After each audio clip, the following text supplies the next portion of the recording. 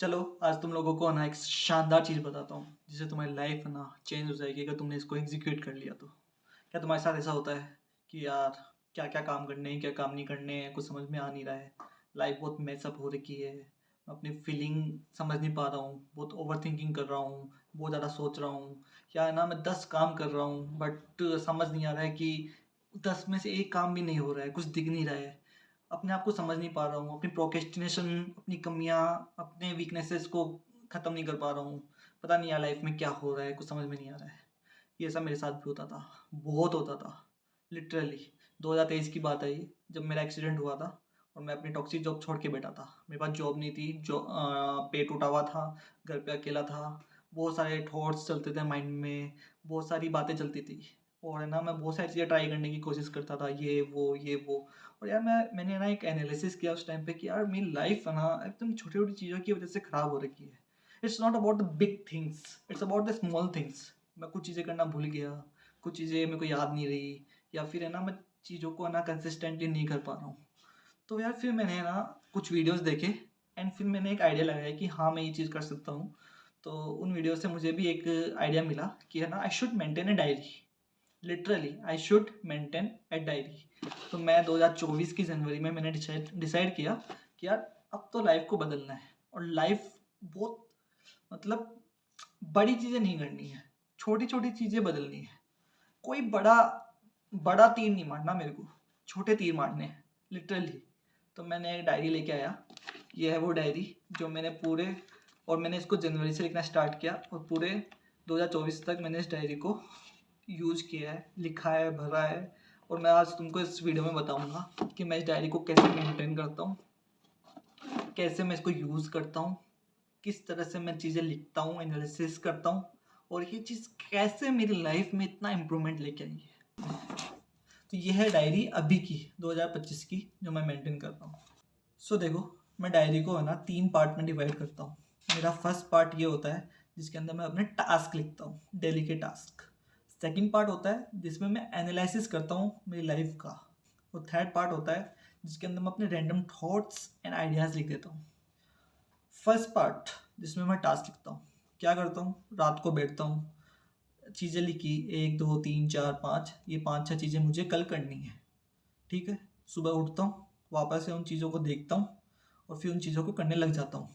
ठीक है, फिर आई रात, रात को वापस बैठा, देखा कि यार ये चीज़ हुई, ये नहीं हुई, ये हुई, ये नहीं हुई, ये हुई, ये नहीं हुई। इससे मुझे ना क्लियर आइडिया लग जाता है कि यार आज मैंने क्या क्या काम किए और क्या क्या काम मेरे से नहीं हुए, मैंने नहीं किए। वापस से बैठता हूँ रात को, वापस से अगले दिन की टू डू लिस्ट बनाता हूँ और फिर वापस से उन काम को करने लग जाता हूँ। इससे मुझे फ़ायदा ये हुआ कि मैं अपनी लाइफ में छोटी छोटी चीज़ें याद रखने लग गया हूँ कि मुझे ये काम करने हैं और ये काम कंप्लीट करना है इस टाइम तक। ठीक है, वो मैस नहीं होता लाइफ के अंदर। तो ये है मेरा one of the best advantage of writing the diary. Second part जिस पे आते हैं हम, वो है एनालिसिस पार्ट। एनालिसिस पार्ट मैं वीकली एक बार करता हूँ, 1 या 2 बार, जिसके अंदर मैं एनालिसिस करता हूँ कि लाइफ में क्या अच्छा चल रहा है और क्या ख़राब चल रहा है। आई मीन क्या मैं सही कर रहा हूँ, क्या मैं गलत कर रहा हूँ। फॉर एग्जाम्पल मैं लिखता हूँ कि ठीक है, मेरी लाइफ में क्या अच्छा चल रहा है। मैं एक्सरसाइज कर रहा हूँ, मैं डायरी मेंटेन कर रहा हूँ, मैं ऑफिस जा रहा हूँ, मैं लर्निंग कर रहा हूँ, न्यू स्किल सीख रहा हूँ, मैं वीडियो बना रहा हूँ। तो ये मेरी लाइफ के अच्छे पार्ट है। मेरी लाइफ के ख़राब पार्ट क्या चल रहे हैं कि यार मैं लेट उठ रहा हूँ, मैं लेट सो रहा हूँ, मैं खाना टाइम पे नहीं खा रहा हूँ, हाँ एक्सरसाइज मिस कर रहा हूँ, या फिर मैं कुछ काम करने में प्रोक्रेस्टिनेशन कर रहा हूँ। तो ये सब लिखने से मेरे को ना एक क्लियर आइडिया लग जाता है कि यार मेरे को लाइफ में क्या कर रहा हूँ, क्या नहीं कर रहा हूँ अच्छा, और उनको अब कैसे सही करना है। फिर उसके अकॉर्डिंग मैं प्लान भी बनाता हूँ कि यार अगर मैं ये काम नहीं कर रहा हूँ या ये काम ऐसे नहीं हो रहा है, यहाँ मैं गलत जा रहा हूँ, तो मैं यहाँ पे कैसे सही जा सकता हूँ। तो ये मेरा एनालिसिस पार्ट होता है जो मैं टाइम टू टाइम करता रहता हूँ। वीकली एक बार तो करता ही करता हूँ, और कभी अगर इमोशंस ज़्यादा बह रहे होते हैं तो उस दिन भी कर देता हूँ। थर्ड पार्ट वो है thoughts and ideas. Thoughts and ideas लिखता हूँ मैं। रैंडम थॉट्स आते हैं, तुमको पता है तुम्हारे माइंड में इतने थॉट्स आते हैं, इतने आइडियाज़ आते हैं। आइडियाज़ मैं बिजनेस आइडियाज़ की, कोई उन चीज़ों की उनकी बात नहीं कर रहा हूँ, ऑफकोर्स वो आइडियाज़ भी है। बट यार तुमको कभी रैंडमली ऐसा आइडिया आ गया कि यार ठीक है, अगर तुम कंटेंट बनाते हो तुमको ऐसे एक आइडिया क्लिक हो गया कि यार इस टॉपिक के ऊपर कंटेंट बनाया जा सकता है। बट पता है क्या होता है, जैसे ही वो आइडिया आता है थोड़े टाइम बाद में आप उस आइडिया को भूल जाते हो, ठीक है, और अगले दिन तक आपको ये भी याद नहीं होता है कि मेरे को कोई आइडिया आया था। तो सबसे बेस्ट पार्ट है, कुछ भी आइडिया आया माइंड में, कुछ भी, उसको लिख दो डायरी में। फॉर एग्जाम्पल मेरे को आइडिया आया कि यार मैं आज डायरी के ऊपर वीडियो बनाऊंगा, तो मैंने उसको कल लिख दिया था मेरी इस डायरी के अंदर, और आज मेरे को वो आइडिया याद नहीं था, बट जब मैंने डायरी खोली, देखा मैंने क्या क्या काम किए और देखा कि मेरे को आज क्या वीडियो बनाना था, तो मुझे ध्यान आया कि हाँ मैं इस टॉपिक के ऊपर वीडियो बनाना चाहता था और मैं इस टॉपिक के ऊपर वीडियो बनाऊंगा। सो ये एक फ़ायदा होता है। और भी कई चीज़ें हो सकती है, तुमको आइडिया आ सकता है कि यार मैं ना जिम ज्वाइन कर सकता हूँ, मैं डांस क्लास ज्वाइन कर सकता हूँ, मैं अपने काम में इस तरह से कुछ चेंज ला सकता हूँ, ठीक है, मैं कुछ नया क्रिएटिव आइडिया ऐसे ला सकता हूँ। तुमको कोई बिजनेस आइडिया भी आ सकता है, कुछ काम करने का आइडिया भी आ सकता है, तो उसको डायरी में नोट डाउन कर दो और उसको हाईलाइट करके रखो अलग से कि हाँ this is the idea that I got it and I want to work on it. So it really helps. तो मैंने तुमको बता दिया कि मेरी डायरी के 3 पार्ट है। First to do list, second is analysis about my life, and third is ideas and thoughts. Thoughts में मतलब कि मेरे कोई रैंडम थॉट्स आ गए कि यार मैं कुछ ख़राब फील कर रहा हूँ, मैं कुछ अच्छा फील कर रहा हूँ।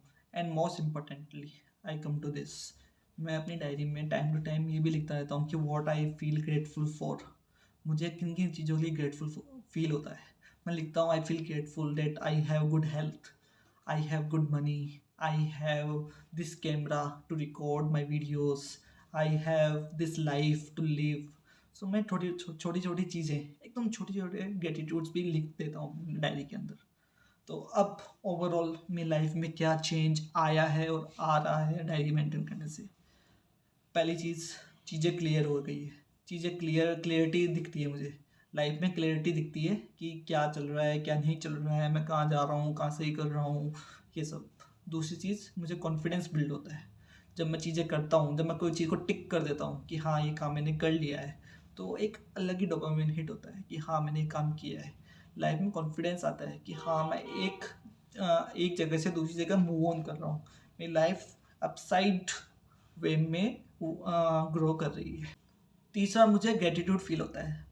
एज ए सेड कि मैं लिखता हूँ कि ना मेरे को क्या क्या फील आई ग्रेटफुल फॉर, तो मुझे लाइफ में एक पीस फील होता है कि यार मेरी लाइफ में चीज़ें अच्छी है, चीज़ें अच्छी जा रही है, इन चीज़ों के लिए मैं ग्रेटफुल हूँ। सो ओवरऑल डायरी मेंटेन करने का यही तरीका है। प्लीज़ आप भी डायरी मेंटेन करो, देखो कुछ भी लिखो, एक बार स्टार्ट करो, टू डू लिस्ट बनाओ, अपने थॉट्स एनालिसिस करो एंड वो करो।